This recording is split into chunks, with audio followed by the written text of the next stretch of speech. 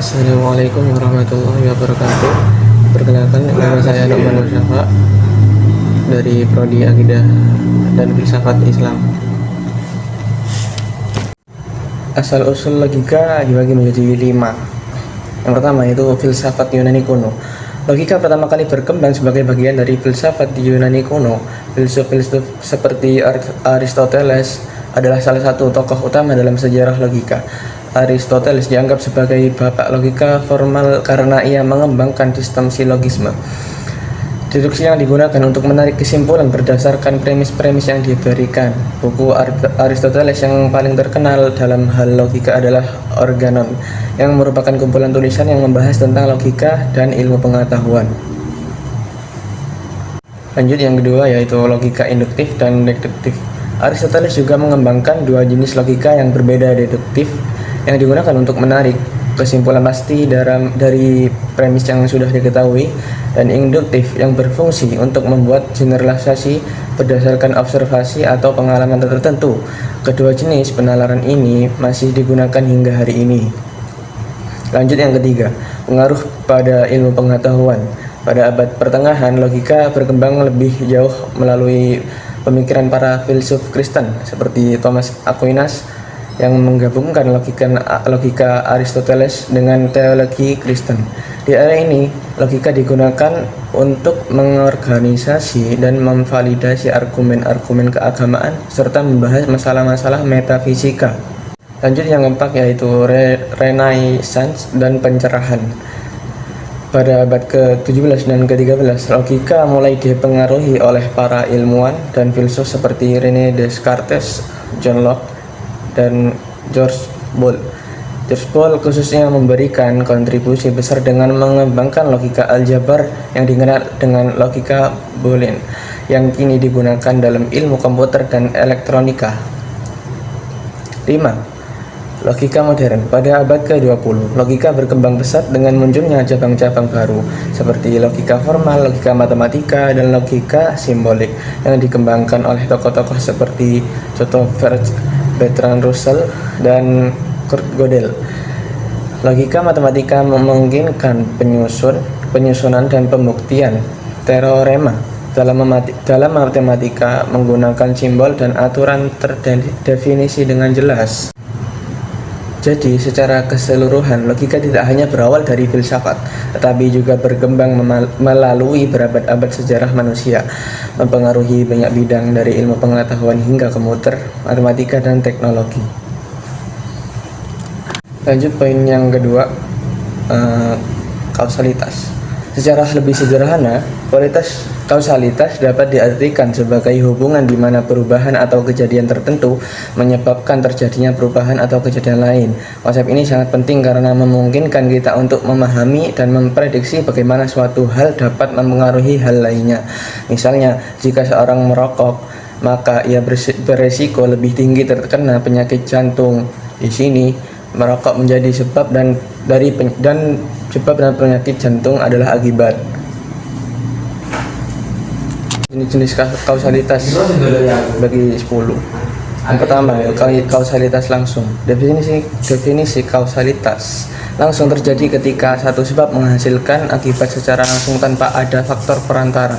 Contoh, sebab menyalakan saklar lampu, akibatnya lampu menyala. Dalam contoh ini, menekan saklar langsung mengakibatkan lampu menyala tanpa ada perantara lain. Yang kedua, kausalitas tidak langsung. Kausalitas tidak langsung melibatkan satu atau lebih perantara antara sebab dan akibat. Artinya, sebab tidak menghasilkan akibat secara langsung, tetapi melalui suatu proses atau faktor lainnya. Contoh, sebab mengonsumsi makanan pedas, akibat menderita gangguan pencernaan. Perantara, proses pencernaan yang dipengaruhi oleh kandungan pedas dalam makanan. Di sini efek makanan pedas pada pencernaan tidak langsung karena ada proses pencernaan yang menjadi perantara dalam menghubungkan sebab dan akibat. Yang ketiga, kausalitas kompleks. Kausalitas kompleks terjadi ketika akibat dipengaruhi oleh lebih dari satu sebab yang saling berinteraksi. Ini menunjukkan hubungan sebab akibat yang lebih rumit, seringkali melibatkan berbagai faktor atau kondisi yang mempengaruhi hasil akhir. Contohnya, pola makan buruk. Sebab pola makan buruk, kurang tidur, dan stres. Akibatnya adalah penyakit jantung. Penyakit jantung disebabkan oleh interaksi beberapa faktor yang berbeda. Pola makan yang tidak sehat, kurang tidur, dan stres. Setiap faktor ini berkontribusi secara bersama-sama untuk meningkatkan risiko penyakit jantung.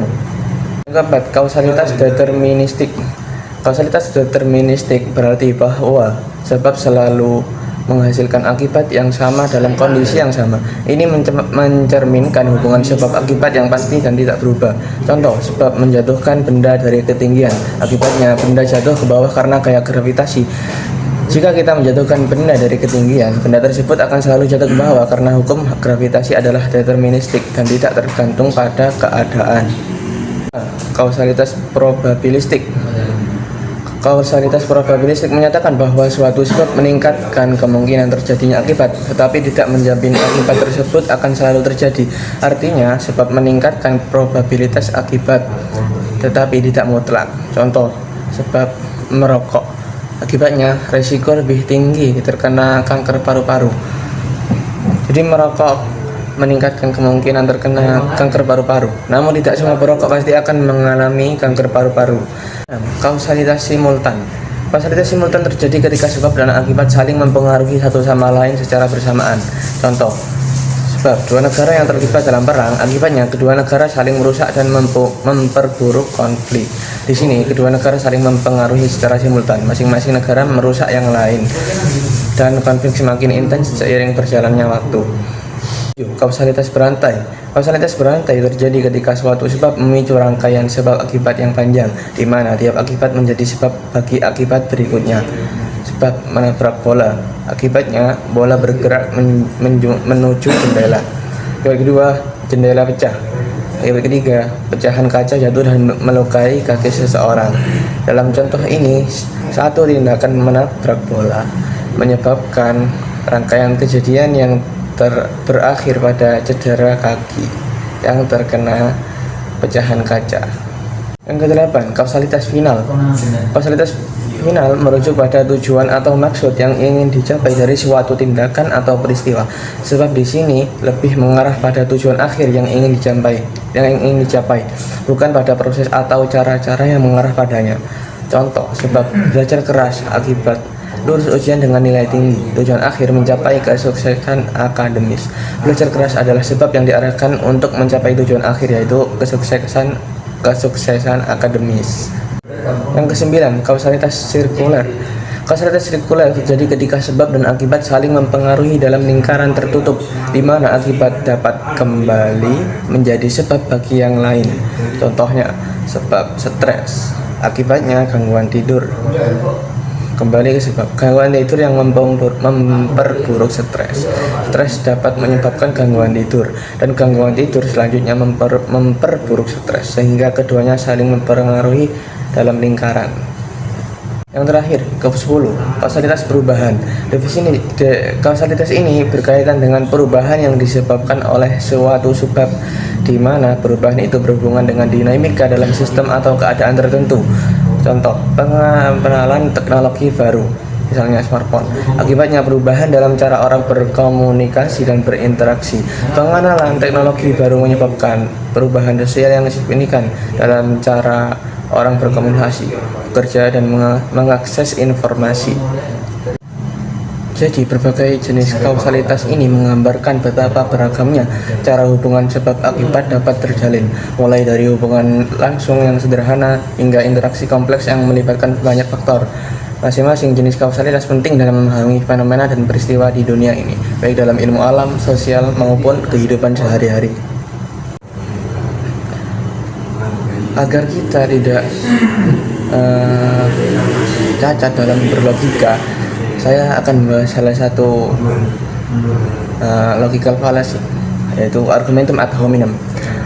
Argumentum ad hominem dalam bahasa Latin berarti serangan terhadap orang. Argumentum ad hominem merupakan kesalahan logika yang terjadi ketika kritik atau penolakan terhadap sebuah argumen tidak berfokus pada substansi argumen itu sendiri, tapi malah mengarah pada karakter atau ciri pribadi orang yang menyampaikan argumen tersebut. Hal ini bertujuan untuk merendahkan kredibilitas individu tanpa membahas poin yang dibawa. Adapun jenis-jenis argumentum ad hominem, itu yang pertama, ad hominem abusif. Ad hominem abusif ini terjadi ketika seseorang menyerang karakter atau sifat buruk orang lain untuk menggugurkan argumennya. Ini yang paling sering ditemui. Contohnya, apa yang kamu katakan tentang kebijakan ini tidak penting. Kamu kan cuman seorang pengangguran. Di sini alih-alih membantah argumen yang diungkapkan, orang tersebut malah menyerang status sosial orang yang mengemukakan argumen. Lanjut yang kedua, ad hominem circumstantial. Jenis ini terjadi ketika seseorang mencoba mendiskreditkan argumen dengan menunjukkan bahwa orang yang mengajukannya memiliki kepentingan atau bias tertentu yang mendorong mereka untuk berpihak pada argumen tersebut. Contoh, tentu saja kamu mendukung kebijakan ini karena kamu bekerja di perusahaan yang diuntungkan oleh kebijakan tersebut. Meskipun bisa jadi orang tersebut memang memiliki kepentingan pribadi, ini bukan alasan yang sah untuk membantah argumennya tanpa mempertimbangkan konten atau bukti yang diajukan. Ketiga yaitu you-to fallacy. Dalam jenis ini, seseorang mencoba membalikkan serangan dengan menunjukkan bahwa lawan bicara mereka juga melakukan hal yang sama yang mereka kritik.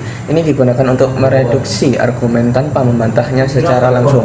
Contohnya, kamu bilang aku harus berhenti merokok, tapi kamu sendiri juga merokok. Jadi apa gunanya saranmu itu? Meskipun mungkin orang yang mengkritik juga merokok, ini tidak membantah kata bahwa merokok itu berbahaya. Yang keempat, ad hominem guilty by association. Jenis ini terjadi ketika seseorang mencoba menggugurkan argumen dengan mengaitkan orang yang mengemukakannya dengan kelompok atau individu yang tidak disukai atau dianggap bermasalah. Contohnya, pendirian kamu pasti salah. Kamu kan sering bergaul dengan orang yang berpikiran radikal. Dalam kasus ini, lawan bicara diserang bukan berdasarkan argumennya, tetapi karena asosiasinya dengan kelompok. Argumentum ad hominem tidak sah karena menyerang individu, bukan argumennya. Logika dan alasan yang mendasari suatu pendapat harus dinilai berdasarkan bukti dan alasan yang diajukan, bukan berdasarkan siapa yang mengajukan pendapat tersebut. Dengan menyerang orang atau karakter mereka alih-alih membahas substansi atau kebenaran dari argumen itu sendiri, maka perdebatan itu atau diskusi menjadi tidak produktif dan malah mengarah pada serangan pribadi. Saya akan menjelaskan atau memberi tips cara menghindari argumentum ad hominem. Yang pertama, fokuskan diskusi pada substansi argumen dan bukti yang diajukan, bukan pada siapa yang mengajukan argumen tersebut. Yang kedua, hindari menyerang karakter pribadi lawan bicara atau mengaitkan argumen dengan latar belakang atau status sosial mereka. Lebih objektif dan rasional dalam menjawab atau mengkritik pendapat orang lain. Yang keempat, jika merasa terganggu, cobalah untuk tetap mengendalikan emosi dan tetap berbicara tentang ide atau argumen, bukan orangnya. Mungkin sudah cukup semua saya jelaskan. Banyak kurangnya mohon maaf. Wassalamualaikum warahmatullahi wabarakatuh.